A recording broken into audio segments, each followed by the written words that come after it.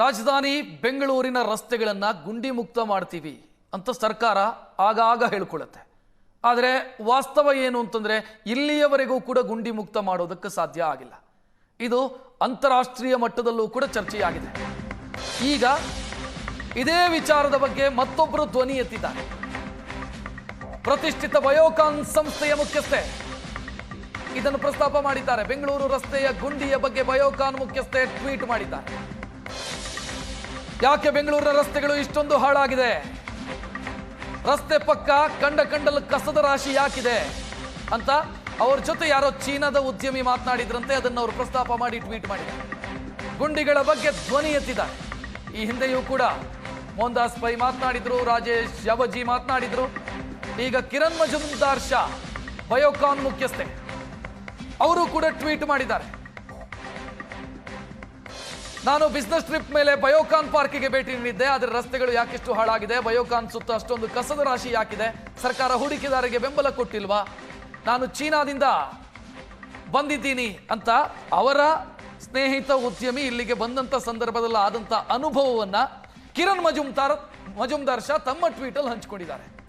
ಅಂದ್ರೆ ಸಹಮತ ವ್ಯಕ್ತಪಡಿಸಿದ್ದಾರೆ. ಆ ಚೀನಾದ ಉದ್ಯಮಿ ಏನ್ ಹೇಳಿದ್ದಾರೋ ಇವ್ರ ಜೊತೆಗೆ ಮಾತನಾಡೋ ಸಂದರ್ಭದಲ್ಲಿ ಅದಕ್ಕೆ ಇವರು ಕೂಡ ಸಹಮತ ಸೂಚಿಸಿ ಟ್ವೀಟ್ ಮಾಡಿದ್ದಾರೆ. ಬೆಂಗಳೂರಿನ ಪರಿಸ್ಥಿತಿ ಹಿಂಗಿದೆ ಅಂತ. ಬಯೋಕಾನ್ ಸಂಸ್ಥೆಯ ಮುಖ್ಯಸ್ಥೆ ಕಿರಣ್ ಮಜುಮ್ದಾರ್ ಶಾ ಮಾಡಿರುವಂತ ಟ್ವೀಟ್ ಅನ್ನ ನೀವು ಗಮನಿಸ್ತಾ ಇದ್ದೀರಿ. ಬಯೋಕಾನ್ ಸಂಸ್ಥೆಯನ್ನು ಸಂಪರ್ಕಿಸುವಂತ ರಸ್ತೆ ಆ ಬೊಮ್ಮಸಂದ್ರ ಜಿಗಣಿ ರೋಡು ಅದು ಹಾಳಾಗಿ ಬಹಳ ಸಮಯ ಆಯಿತು. ಇಲ್ಲಿಯವರೆಗೂ ಕೂಡ ಅದನ್ನು ಸರಿ ಮಾಡೋದಕ್ಕೆ ಸಾಧ್ಯ ಆಗಿಲ್ಲ ಸರ್ಕಾರಕ್ಕೆ. ಸೊ ಅದನ್ನ ಈಗ ಪ್ರಸ್ತಾಪ ಮಾಡಿದ್ದಾರೆ.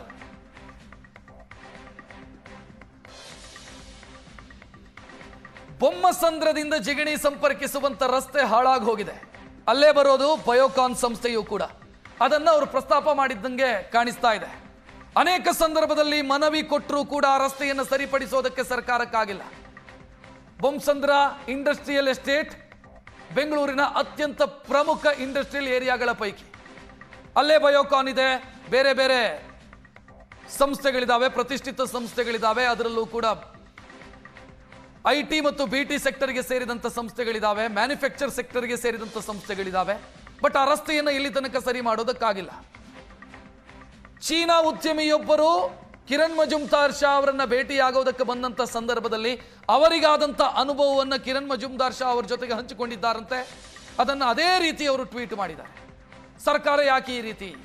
ರಸ್ತೆಯಲ್ಲೇ ಕಸ ಇದೆ, ರಸ್ತೆಯಲ್ಲಿ ಗುಂಡಿ ಇದೆ, ಹೂಡಿಕೆದಾರರಿಗೆ ಸಪೋರ್ಟ್ ಮಾಡೋ ಕೆಲಸವನ್ನು ಸರ್ಕಾರ ಮಾಡ್ತಿಲ್ವಾ ಅಂತ ಬಯೋಕಾನ್ ಮುಖ್ಯಸ್ಥೆ ಪ್ರಶ್ನೆ ಕೇಳಿರು. ಹಿಂದೆ ಮೋಹನ್ದಾಸ್ ಪೈ ಕೂಡ ಇದೇ ಪ್ರಸ್ತಾಪ ಮಾಡಿದ್ರು. ಬೇರೆ ಬೇರೆ ಉದ್ಯಮಿಗಳು ಕೂಡ ಪ್ರಸ್ತಾಪ ಮಾಡಿದ್ರು. ಟೆಕ್ಕಿಗಳು ಪ್ರಮುಖವಾಗಿ ಸೋಷಿಯಲ್ ಮೀಡಿಯಾದಲ್ಲಿ ಟ್ವಿಟರ್ ಪ್ಲಾಟ್ಫಾರ್ಮ್ ಮುಖಾಂತರ, ಅಂದ್ರೆ ಈಗ ಎಕ್ಸ್ ಪ್ಲಾಟ್ಫಾರ್ಮ್ ಮುಖಾಂತರ ತಮ್ಮ ಅಸಮಾಧಾನವನ್ನು ವ್ಯಕ್ತಪಡಿಸಿದರು. ಕೆಲವು ಉದ್ಯಮಿಗಳಂತೂ ನಮ್ಮ ಉದ್ಯೋಗಿಗಳು ಕಚೇರಿಗೆ ಬಂದು ಹೋಗೋದಕ್ಕೆ ಸಮಯ ವ್ಯರ್ಥ ಆಗ್ತಾ ಇದೆ, ಮಾನವ ಶ್ರಮ ವ್ಯರ್ಥ ಆಗ್ತಾ ಇದೆ, ದೊಡ್ಡ ಮಟ್ಟದಲ್ಲಿ ನಮಗೆ ಲಾಸ್ ಆಗ್ತಿದೆ ಅಂತ ಅಸಮಾಧಾನ ವ್ಯಕ್ತಪಡಿಸಿದರು. ಸರ್ಕಾರ ಹೇಳುತ್ತೆ ಮಾಡ್ತೀವಿ, ನವೆಂಬರ್ ಅಂತ್ಯದಲ್ಲಿ ಮಾಡ್ತೀವಿ, ಡಿಸೆಂಬರ್ ಅಂತ್ಯದಲ್ಲಿ ಮಾಡ್ತೀವಿ ಅಂತ ಸರ್ಕಾರ ಹೇಳುತ್ತಿದೆ. ಪದೇ ಪದೇ ಉದ್ಯಮಿಗಳು ಈ ರೀತಿ ಧ್ವನಿ ಎತ್ತುತ್ತಾ ಇದ್ದಾರೆ ಅಂತಂದ್ರೆ ಅದು ರಾಜ್ಯದ ಅಭಿವೃದ್ಧಿಯ ಪಾಲಿಗೆ ಒಳ್ಳೆಯ ಬೆಳವಣಿಗೆ ಅಲ್ಲ. ಯಾಕಂತಂದ್ರೆ ಈ ಬಗ್ಗೆ ಹೆಚ್ಚಿನ ಡೀಟೇಲ್ ನೀಡೋದಕ್ಕೆ ನಮ್ಮ ಪ್ರತಿನಿಧಿ ಮುತ್ತಪ್ಪ ಫೋನ್ ಸಂಪರ್ಕದಲ್ಲಿ. ಮುತ್ತಪ್ಪ, ಬಹುಶಃ ಕಿರಣ್ ಮಜುಮ್ದಾರ್ ಶಾ ಮೊದಲನೆಯವರಲ್ಲ. ಈ ಹಿಂದೆಯೂ ಕೂಡ ಬಹಳಷ್ಟು ಉದ್ಯಮಿಗಳು ಧ್ವನಿ ಎತ್ತಿದ್ರು. ಸರ್ಕಾರಕ್ಕೆ ಕೇಳಿಸ್ತಿಲ್ಲ ಅಂತ ಅನಿಸ್ತಾ ಇದೆ ಈ ಧ್ವನಿ ಎಲ್ಲ. ರಕ್ಷಕ್, ನಿಜ ತಾವು ಹೇಳಿದಾಗೆ ಸರ್ಕಾರಕ್ಕೆ ಎಷ್ಟೇ ಮನವಿ ಮಾಡ್ಕೊಂಡ್ರು ಕೂಡ ಸರ್ಕಾರ ಮಾತ್ರ ಈ ರಸ್ತೆ ಗುಂಡಿಗಳನ್ನ ಸರಿಪಡಿಸೋದಾಗ್ಲಿ ಅಥವಾ ಈ ಕಸದ ಸಮಸ್ಯೆನ ನಿರ್ವಹಣೆ ಮಾಡುವಂಥದ್ದು ಎಲ್ಲೂ ಕೂಡ ಕಂಡು ಬರ್ತಾ ಇಲ್ಲ. ಈ ವಿಚಾರಕ್ಕೆ ಸಂಬಂಧಪಟ್ಟಂತೆ ಸಾಕಷ್ಟು ಜನ ಉದ್ಯಮದಾರರು ಈ ಬಗ್ಗೆ ಮಾಹಿತಿಯನ್ನು ಹಂಚಿಕೊಂಡ್ರು ಸಹ ಸ್ವತಃ ಹೋಗಿ ಸಂಬಂಧಪಟ್ಟಂತಹ ಸಚಿವರಿಗೆ ದೂರನ್ನು ಕೊಡುವ ಕೆಲಸವನ್ನು ಕೂಡ ಮಾಡಿದ್ರು. ಆದ್ರೆ ಯಾವುದು ಕೂಡ ಸರಿಯಾಗಿರ್ಲಿಲ್ಲ. ಆದ್ರೆ ಈಗ ಬಯೋಕಾನ್ ಸಂಸ್ಥೆಗೆ ಚೀನಾ ಮೂಲದ ಒಬ್ಬ ಉದ್ಯಮಿಯೊಬ್ಬರು ಬಂದಂತಹ ಸಂದರ್ಭದಲ್ಲಿ ಕಿರಣ್ ಮಜುಮ್ದಾರ್ ಶಾ ಅವರಿಗೆ ಒಂದು ಪ್ರಶ್ನೆಯನ್ನು ಮಾಡ್ತಾರೆ. ಯಾಕೆ ನಿಮ್ಮ ಊರಿನ ರಸ್ತೆಗಳು ಈ ರೀತಿ ಹಾಳಾಗಿದ್ದಾವೆ? ಯಾಕೆ ಕಸದ ಸಮಸ್ಯೆ ಇದೆ? ನಿಮ್ಮ ರಾಜ್ಯಕ್ಕೆ ಅಥವಾ ನಿಮ್ಮ ಬೆಂಗಳೂರಿಗೆ ಈ ಹೂಡಿಕೆ ಹೂಡಿಕೆದಾರರ ಬಗ್ಗೆ ಕಳಕಳಿ ಇಲ್ವಾ ಅನ್ನೋ ಒಂದು ಪ್ರಶ್ನೆಯನ್ನು ಕೂಡ ಮಾಡ್ತಾರೆ. ಇದೇ ವಿಚಾರಕ್ಕೆ ಸಂಬಂಧಪಟ್ಟಂತೆ ಕಿರಣ್ ಮಜುಮ್ದಾರ್ ಶಾ ಅವರು ತಮ್ಮ ಒಂದು ಎಕ್ಸ್ ಖಾತೆಯಲ್ಲಿ ಸರ್ಕಾರಕ್ಕೆ ಒಂದು ಟ್ಯಾಗ್ ಮಾಡುವಂತಹ ಕೆಲಸವನ್ನ, ಅಥವಾ ಚೀನಾದ ಉದ್ಯಮಿ ಅವ್ರಿಗೆ ಏನ್ ಹೇಳಿದ್ರು ಅದನ್ನ ಟ್ಯಾಗ್ ಮಾಡುವಂತಹ ಕೆಲಸವನ್ನು ಮಾಡ್ತಾರೆ. ರಕ್ಷಕ್, ಇದು ಕೇವಲ ಈ ಒಂದೇ ವಿಚಾರ ಅಲ್ಲ. 2022ರಲ್ಲಿ ಜಿಮ್ ಅಂತ ಅಂದ್ರೆ ಗ್ಲೋಬಲ್ ಇನ್ವೆಸ್ಟ್ ಮೀಟ್ ಅಂತ ಮಾಡ್ತಾರೆ. ಆಗ 60,000 ಕೋಟಿ ರೂಪಾಯಿನ ಬೆಂಗಳೂರು ಸೇರಿದಂತೆ ಬೇರೆ ಬೇರೆ ಭಾಗಗಳಲ್ಲಿ ಹೂಡಿಕೆ ಮಾಡೋದಕ್ಕೆ ಒಪ್ಪಂದ ಆಗಿತ್ತು.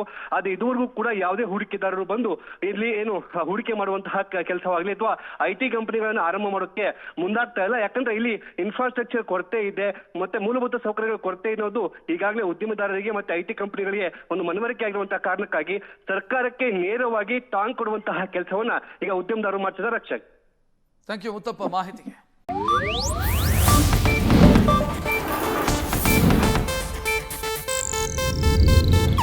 ಇದು ಏಷ್ಯಾನೆಟ್ ನ್ಯೂಸ್ ನೆಟ್ವರ್ಕ್ ಪ್ರಸ್ತುತಿ.